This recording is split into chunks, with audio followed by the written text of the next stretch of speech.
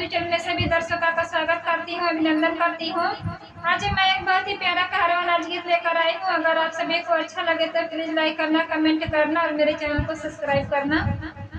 देवरु सिर से उतार दिया गगरियाना, देवरु सिर से उतार दिया गगरियाना, गगरियाना गगरियाना, देवरु सिर से उतार दिया गगरियाना, देवरु सिर से उतार दिया गगरियाना।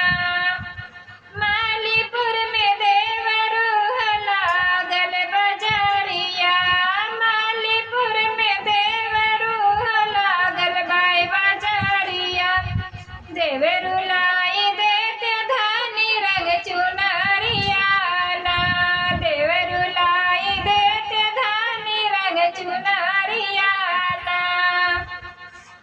चुनरी पहिन हम गाइली बजारिया, चुनरी पहिन हम गाइली बजारिया, देवरु लागी गइल हमके नजरिया ना, देवरु लागी गइल हमके नजरिया ना।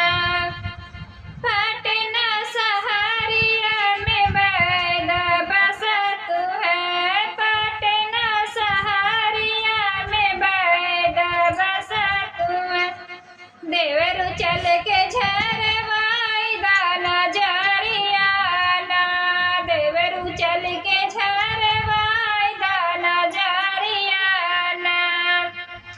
पटना सहरिया के बैद हरामी, पटना सहरिया के बैद हरामी, हमसे